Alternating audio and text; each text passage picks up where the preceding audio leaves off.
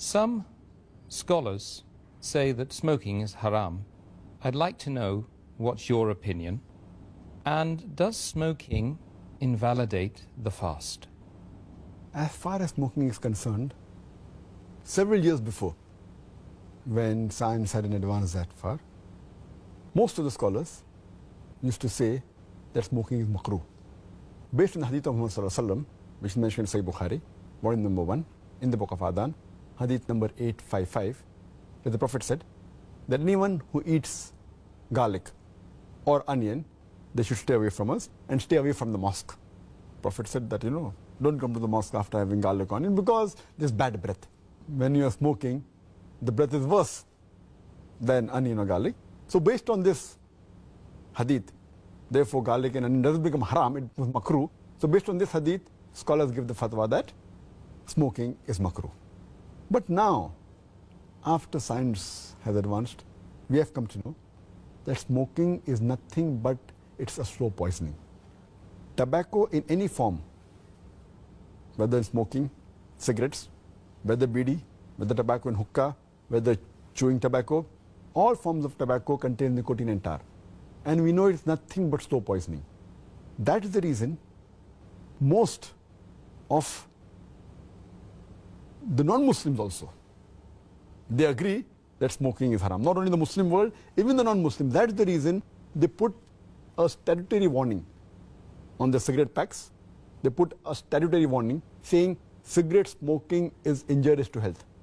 Or in some countries, it mentioned general surgeon's warning or surgeon general's warning. Smoking is injurious to health. And anyone gives the ad, whether in newspaper, in the magazine or television, it is compulsory that they have to highlight the statement, smoking is injurious to health. So I'm not talking about the Muslim world, even the non-Muslim world agrees that smoking is nothing but slow poisoning. And today, according to statistics, the World Health Organization says that every year more than 4 million people die only because of smoking. And if you count the other forms of tobacco, it will be much more. And today medical science tells us, and even I had learned when I was doing my medicine in the medical college, that more than 90% of the lung cancer deaths are only due to smoking, whether cigarette or bidi or whatever it is. 25% of the cardiovascular deaths are only because of smoking.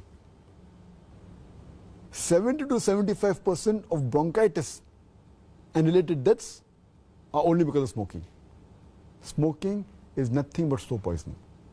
It blackens your lips, blackens your gums, your fingertips, it damages your lips, it damages your esophagus, it damages your stomach, and it can cause constipation, it can cause loss of appetite, it can cause loss of libido, your sexual power gets suppressed, it can cause immunity to the drugs you take, and it reduces the defense of your body.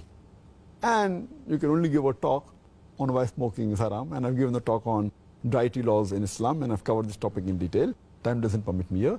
But based on all these various research, there are today more than 400 fatwas.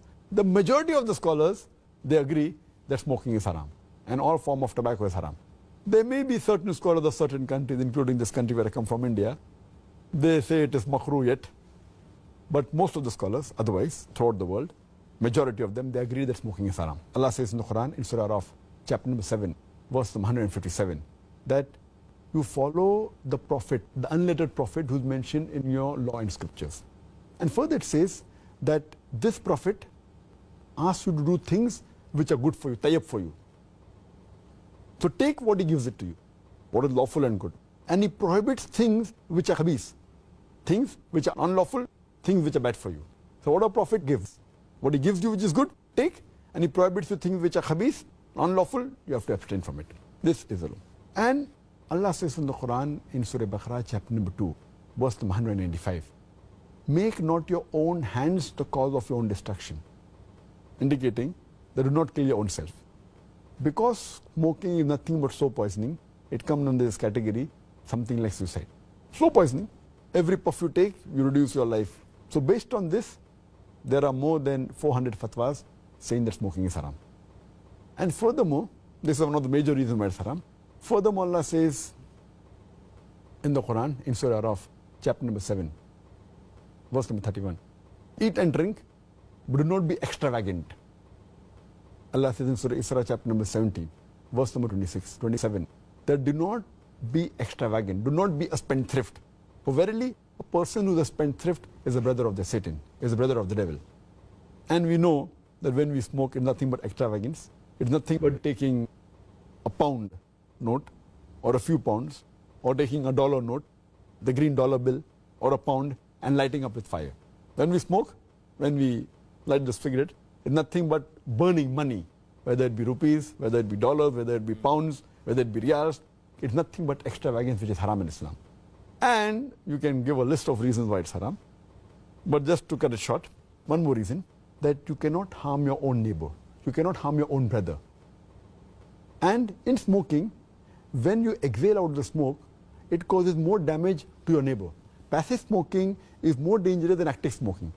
And the person who smokes, when he exhales out, if the person who's a neighbor inhales the smoke, it causes more damage to him than the person who smokes. That's the reason many countries like Singapore, etc., they've banned smoking in public places. In your personal house, you can do it. In public places, in government places, smoking has been banned. So based on this, it's haram. So smoking is haram. As far as the second part of the question is concerned, that does smoking invalidate the fast? Normally when a person smokes, the smoke goes into the lung, but there are some other particles also that go into the stomach. So when you smoke, besides the smoke going into the lungs, it also goes into the stomach, and there are some particles, there are some residual things. So all the scholars unanimously agree that smoking does break the fast. It invalidates the fast. So when you are smoking, besides a person breaking the fast, he's even doing a sin, and that reduces the reward. And many people who are chain smokers, they don't smoke during fasting, but the moment the fast ends, after iftar, they take puffs and they keep on smoking the full night. And astaghfirullah, this again defeats the purpose of fasting, increasing the taqwa. And if a person can abstain from dawn to dusk, from the beginning of dawn to sunset, very well he can abstain from smoking from the cradle to the grave. So it's my advice, the chain smoker, Ramadan is a very good time where they can really stop smoking, and that will be a permanent part in the life, inshallah, for the future.